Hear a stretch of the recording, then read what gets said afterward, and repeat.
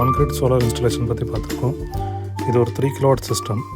3 kilowatt சிஸ்டம்ன்றப்போ வந்து ஒரு நாளைக்கு வந்து 12 யூனிட் ஜென்ரேட் ஆகும். இப்போ மந்த் வந்து 360 யூனிட்ஸ் ஆவரேஜாக. ஆன்கிரிடை பொறுத்த வரைக்கும் நம்ம வந்து ஏலம் அப்ரூவ்டு பேனல் யூஸ் பண்ணணும். இந்தியன் பிராண்ட் பேனல்ஸ் தான் யூஸ் பண்ணணும். சைனா ப்ராடக்ட் யூஸ் பண்ணாதீங்க. நாளைக்கு ஃபால்ட் ஆகிடுச்சு, சர்வீஸ் பண்ண முடியலைன்னா அது வந்து ஒரு வேஸ்ட் ஆகிடும்.